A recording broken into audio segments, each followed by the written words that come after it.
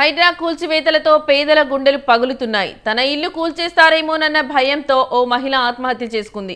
బుల్డోజర్ల భయంతో ఆమె బలవన్మరణానికి పాల్పడింది.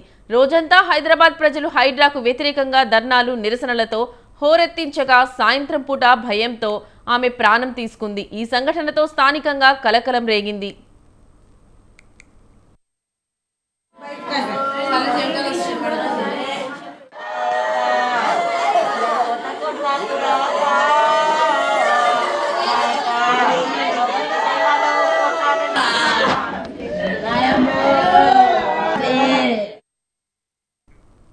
కుక్కట్పల్లి రామాలయం సమీపంలోని యాదవ బస్తీలో గుర్రంపల్లి బుచ్చమ్మ, శివయ్య దంపతులు నివసిస్తున్నారు. వారికి 3 కూతుళ్లు కాగా వారికి పెళ్లి చేసి 3 ఇళ్లు ఇచ్చారు. అయితే కొద్ది రోజుల కిందట నల్ల చెరువు వద్ద హైడ్రా అధికారులు సర్వే చేపట్టారు. అధికారుల హడావిడి చేపట్టడంతో స్థానికుల్లో ఆందోళన నెలకొంది.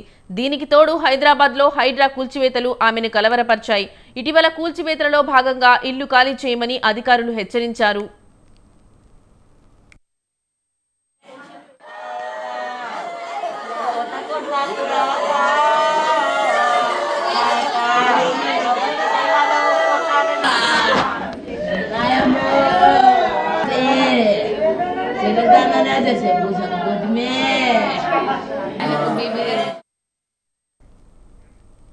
ఈ నేపథ్యంలో తన బిడ్డలకు ఇచ్చిన ఇల్లు కూలిపోతాయని బుచ్చమ్మ కొన్ని రోజుల నుంచి ఆందోళన చెందుతుంది. మనస్తాపానికి లోనైన బుచ్చమ్మ నిన్న సాయంత్రం తన ఇంట్లోనే బలవన్మరణానికి పాల్పడింది.